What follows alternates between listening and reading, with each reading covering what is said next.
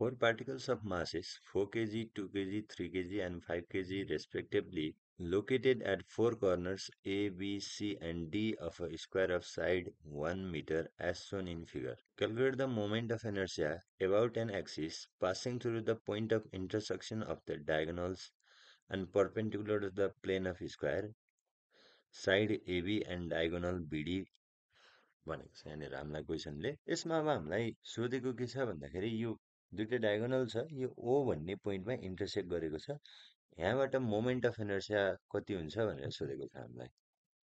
अब यसमा moment of inertia भनेको चाहिँ हामीलाई के थाहा छ भन्दाखेरि moment of inertia I at O भनेको चाहिँ मास इन्टु पर्पेन्डिकुलर डिस्टेन्सको स्क्वायर हुन्छ मोमेन्ट अफ इनर्सियाको फर्मुला।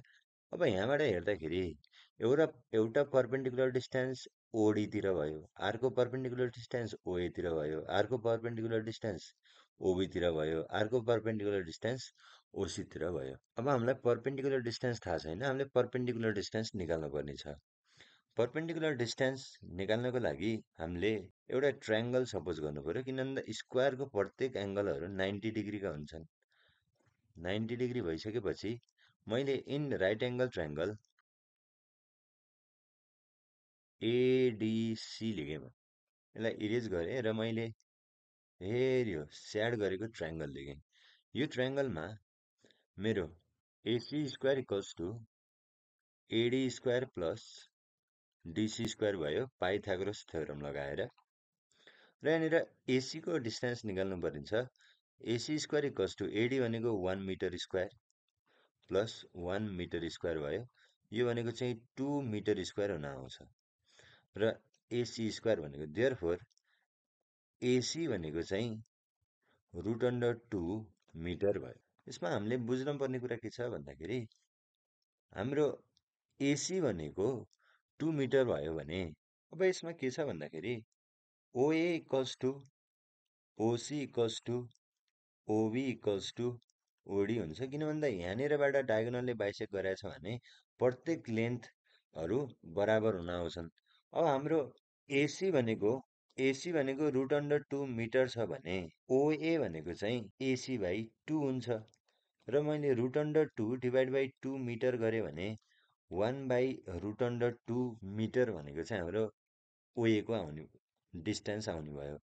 ओए equals to O C equals to OD हो भने हाम्रो पुरा पर्पेन्डिकुलर डिस्टेन्स भनेको 1/2 मिटरसँग बराबर हुने भयो।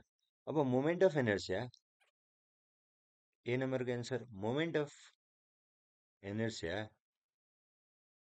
फ्रम द पोइन्ट सिओ लेखेँ मैले, यो पोइन्ट ओ भनेको इन्टरसेक्सन हो स्क्वायरको। यसमा आइओ भनेको चाहिँ m1 r1 square plus m2 r2 square plus m3 r3 square plus m4 r4 square हुने भयो।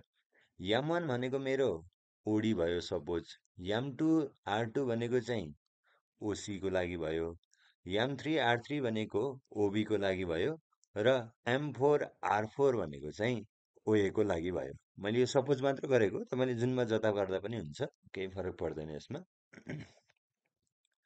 याम भनेको चाहिँ मास चाहिँ ओडीको लागि हाम्रो ओबाट डीमा आउँदाखेरि मास कति छ 5 केजी छ।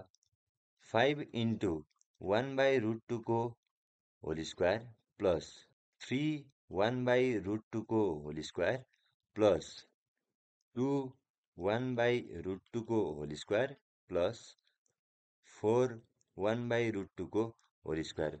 अब यसमा सबैमा कमन भनेको चाहिँ 1/√2 को होल स्क्वायर छ। सबैमा कमन 1/√2 को होल स्क्वायर आइसकेपछि 5 प्लस 3 प्लस 2 प्लस 4 बाँकी भयो। 1/√2 को होल स्क्वायर भनेको 1/2 भयो, इन्टु 5 प्लस 3 प्लस 2 प्लस 4 भनेको 40 भयो। यो सबैलाई क्यालकुलेट गर्दाखेरि चाहिँ 7 केजी मिटर स्क्वायर चाहिँ हाम्रो moment of inertia from the origin of a square हुने भयो, अथवा दुईटा डायगोनलले बाइसेक्ट गरेको ठाउँको मोमेन्ट अफ इनर्सिया भनेको चाहिँ 7 केजी पर मिटर स्क्वायर हुन आउने भयो। अब हामीलाई moment of inertia from side AB भनेर सोधेको छ। यसमा मैले लेखेँ मोमेन्ट अफ इनर्सिया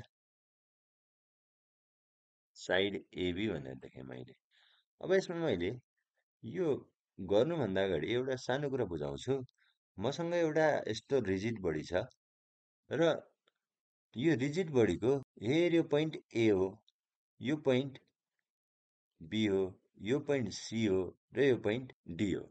अब यहाँनिर हामीलाई के भनेको छ भन्दाखेरि साइड एबीबाट ठ्याक्कै यहाँबाट मैले यहाँनिर जहाँनिर लाइन तानेको छु यहीँनिरबाट मोमेन्ट अफ इनर्सिया कति हुन्छ भनेर मलाई सोधेको छ। ए को पर्पेन्डिकुलर डिस्टेन्स कति छ त नि? यसो हेर्दाखेरि ए को पर्पेन्डिकुलर डिस्टेन्स 0 छ। मास कति छ? 4 केजी छ। तर पर्पेन्डिकुलर डिस्टेन्स 0 छ। बी को लागि भने एक्ज्याक्टली मास कति छ? 2 केजी छ। तर पर्पेन्डिकुलर डिस्टेन्स 0 छ। र सी को लागि एबाट बीमा जाने बेला बीबाट सीमा पनि आउँछ एबीको। त्यो कारणले गर्दा बीबाट सीमा आउने बेलामा फेरि मोमेन्ट अफ इनर्सिया कति छ त भन्दाखेरि 1 छ। त्यो कारणले गर्दा moment of inertia for side A B भनेको चाहिँ के हुने भयो भन्दाखेरि आइएबी इक्वल्स टु 4 0 को होल स्क्वायर प्लस 2 0 को होल स्क्वायर प्लस 3 1 को होल स्क्वायर प्लस 5 1 को होल स्क्वायर हुनुभयो। यहाँनिर मैले फर्मुला लगाएको चाहिँ के हो भन्दाखेरि याम आर स्क्वायर नै हो। तर साइड एबीको लागि यो एबाट हेर्दाखेरि पर्पेन्डिकुलर डिस्टेन्स कति थियो? 0 थियो। र बीबाट हेर्दाखेरि नि पर्पेन्डिकुलर डिस्टेन्स कति थियो? 0 थियो। त्यो कारणले गर्दा मैले आरको भ्यालु 0 राखेको हो। र यसलाई क्यालकुलेट गर्दाखेरि हाम्रो 8 केजी मिटर स्क्वायर आउने भयो। अब मलाई अर्को क्वेसनले सोधेको के छ भन्दाखेरि डायगोनल बिडीको लागि के छ भनेर सोधेको छ। Moment of inertia for diagonal B D भनेर लेखेँ मैले। हामीलाई यहाँ के भनेको छ भन्दाखेरि बिडी भन्ने डायगोनलबाट मोमेन्ट अफ इनर्सिया कति हो भनेर सोधेको छ। मैले यहाँ बीमा सर्कल गरेँ। यहाँबाट सुरु भएर यहाँसम्म जाने बेलासम्म यो डी पोइन्टसम्म जाने बेलासम्म मोमेन्ट अफ इनर्सिया कति हुन्छ भनेर सोधेको छ। यसमा पनि बी र डीको पर्पेन्डिकुलर डिस्टेन्स कति हुनुभयो? 0 भयो। यसमा मैले लेखेँ moment of inertia for diagonal BD equals to बीको लागि मास छ 2 केजी, पर्पेन्डिकुलर डिस्टेन्स छ 0 को होल स्क्वायर प्लस सी को लागि छ 3 र पर्पेन्डिकुलर डिस्टेन्स छ 1 को स्क्वायर प्लस ए को लागि कति छ भन्दाखेरि 4 केजी मास छ 1 को पर्पेन्डिकुलर डिस्टेन्स छ। र डी को लागि कति छ त भन्दाखेरि मास छ 5, पर्पेन्डिकुलर डिस्टेन्स छ 0। हे यो पोइन्टबाट एउटा पर्पेन्डिकुलर डिस्टेन्स यता गएको छ, एउटा पर्पेन्डिकुलर डिस्टेन्स यता गएको छ र एउटा पर्पेन्डिकुलर डिस्टेन्स यता गएको छ। त्यो कारणले गर्दा मैले पोसिबल सबै हेर्दाखेरि हाम्रो पर्पेन्डिकुलर डिस्टेन्स के हुने भयो त भन्दाखेरि बी को लागि 0 हुने भयो र डी को लागि पनि 0 हुने भयो। यसलाई क्यालकुलेट गर्दाखेरि चाहिँ हाम्रो 7 केजी मिटर स्क्वायर एन्सर हुन आउने भयो।